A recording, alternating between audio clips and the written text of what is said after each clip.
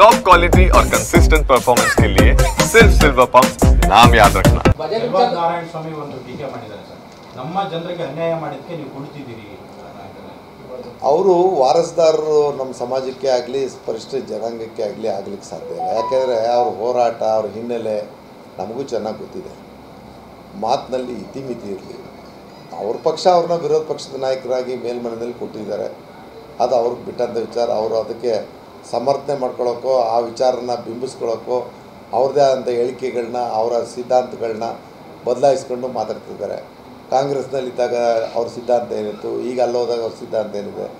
ನಾನು ಮಾತಾಡೋಕ್ಕೋದ್ರೆ ಭಾಳ ವಿಚಾರ ಮಾತಾಡ್ತೀನಿ. ಸಮಯೋಚಿತವಾಗಿ ನಾವು ಅದಕ್ಕೆ ಉತ್ತರ ಕೊಡೋಣ. ಇಲ್ಲವೇ ಇಲ್ವಲ್ಲ. ಅದು ಆರೋಗ್ಯಪೂರ್ಣವಾದಂಥ ವ್ಯಕ್ತಿಗೆ ನಾವು ರಾಜಕೀಯವಾಗಿ ಉತ್ತರ ಕೊಡ್ಬೋದು.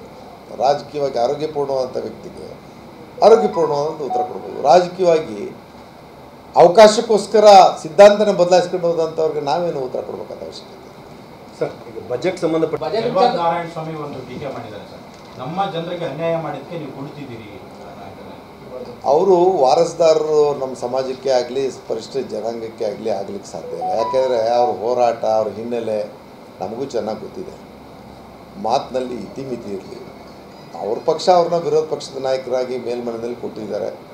ಅದು ಅವ್ರಿಗೆ ಬಿಟ್ಟಂಥ ವಿಚಾರ. ಅವರು ಅದಕ್ಕೆ ಸಮರ್ಥನೆ ಮಾಡ್ಕೊಳ್ಳೋಕ್ಕೋ ಆ ವಿಚಾರನ ಬಿಂಬಿಸ್ಕೊಳ್ಳೋಕ್ಕೋ ಅವ್ರದ್ದೇ ಆದಂಥ ಹೇಳಿಕೆಗಳನ್ನ ಅವರ ಸಿದ್ಧಾಂತಗಳನ್ನ ಬದಲಾಯಿಸ್ಕೊಂಡು ಮಾತಾಡ್ತಿದ್ದಾರೆ. ಕಾಂಗ್ರೆಸ್ನಲ್ಲಿದ್ದಾಗ ಅವ್ರ ಸಿದ್ಧಾಂತ ಏನಿತ್ತು, ಈಗ ಅಲ್ಲೋದಾಗ ಅವ್ರ ಸಿದ್ಧಾಂತ ಏನಿದೆ. ನಾನು ಮಾತಾಡೋಕ್ಕೋದ್ರೆ ಭಾಳ ವಿಚಾರ ಮಾತಾಡ್ತೀನಿ.